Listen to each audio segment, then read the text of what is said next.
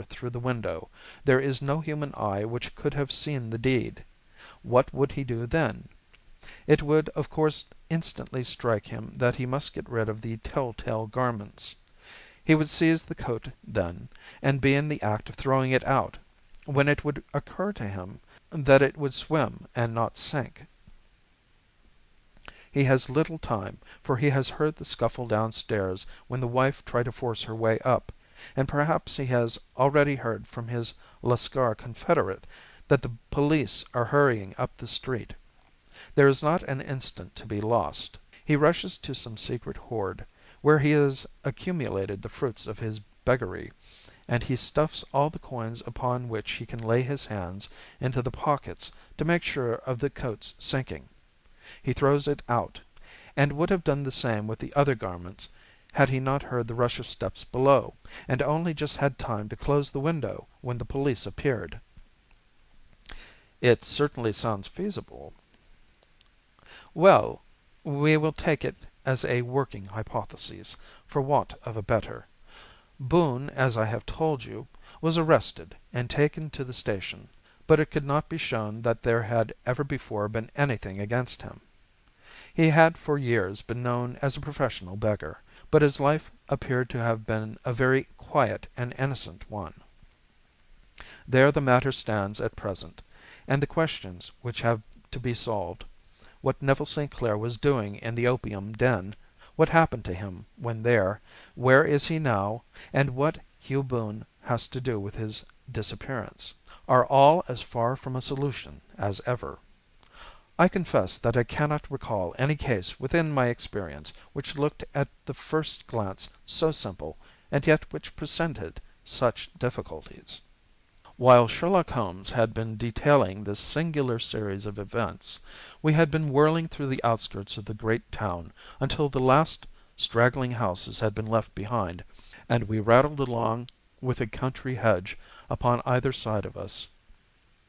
Just as he finished, however, we drove through two scattered villages, where a few lights still glimmered in the windows. "We are on the outskirts of Lee," said my companion. "We have touched on 3 English counties in our short drive, starting in Middlesex, passing over an angle of Surrey, and ending in Kent. See that light among the trees? That is the Cedars, and beside that lamp sits a woman whose anxious ears have already, I have little doubt, caught the clink of our horses' feet." "But why are you not conducting the case from Baker Street?" I asked. "Because there are many inquiries which must be made out here. Mrs. St. Clair has most kindly put 2 rooms at my disposal, and you may rest assured that she will have nothing but a welcome for my friend and colleague. I hate to meet her, Watson, when I have no news of her husband. Here we are. Whoa, there, whoa!" We had pulled up in front of a large villa which stood within its own grounds. A stable boy had run out to the horse's head, and springing down, I followed Holmes up the small winding gravel drive which led to the house. As we approached, the door flew open, and a little blonde woman stood in the opening, clad in some sort of light mousseline de soie, with a touch of fluffy pink chiffon at her neck and wrists. She stood with her figure outlined against the flood of light, one hand upon the door, one half raised in her eagerness, her body slightly bent, her head and face protruded, with eager eyes and parted lips, a standing question. "Well?" she cried. "Well?"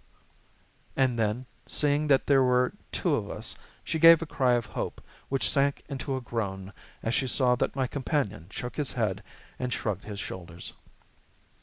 "No good news?" "None." "No bad?" "No." "Thank God for that.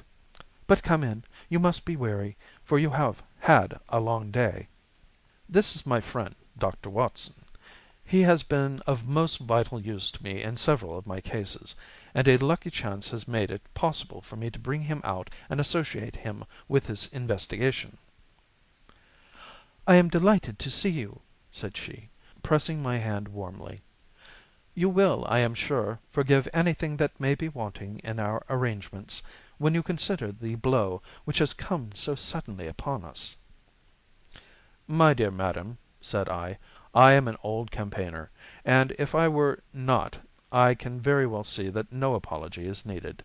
If I can be of any assistance, either to you or to my friend here, I shall be indeed happy." "Now, Mr. Sherlock Holmes," said the lady as we entered a well lit dining room, upon the table of which a cold supper had been laid out, "I should very much like to ask you one or two plain questions, to which I beg that you will give a plain answer." "Certainly, madam." "Do not trouble about my feelings. I am not hysterical, nor given to fainting. I simply wish to hear your real opinion." "Upon what point?" "In your heart of hearts, do you think that Neville is alive?" Sherlock Holmes seemed to be embarrassed by the question. "Frankly, now," she repeated, standing upon the rug and looking keenly down at him as he leaned back in a basket chair. "Frankly, then, madam, I do not." "You think that he is dead?" "I do." "Murdered?" "I don't say that. Perhaps." "And on what day did he meet his death?" "On Monday." "Then perhaps, Mr. Holmes, you will be good enough to explain how it is that I have received a letter from him to day." Sherlock Holmes sprang out of his chair as if he had been galvanized. "What?" he roared. "Yes, to day." She stood smiling, holding up a little slip of paper in the air. "May I see it?" "Certainly." He snatched it from her in his eagerness, and smoothing it out upon the table, he drew over the lamp and examined it intently. I had left my chair and was gazing at it over his shoulder.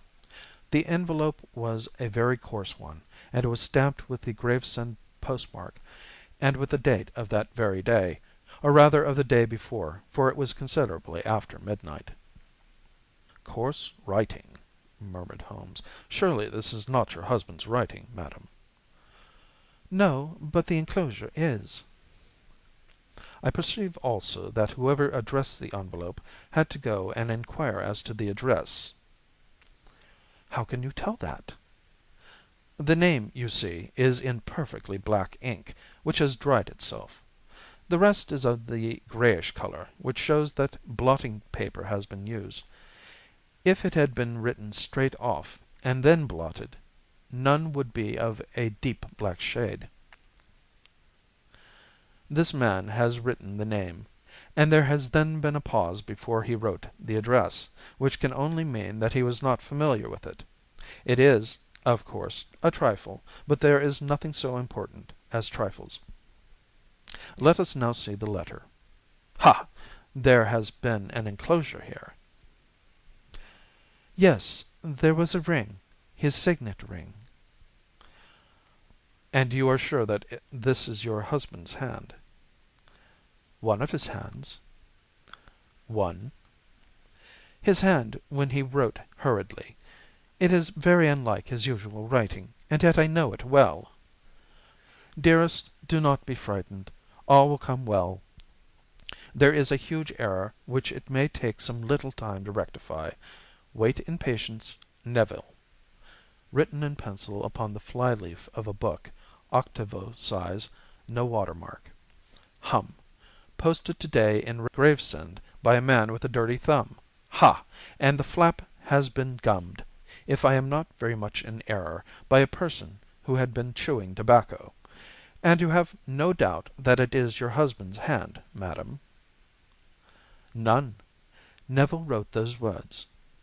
"And they were posted to day at Gravesend.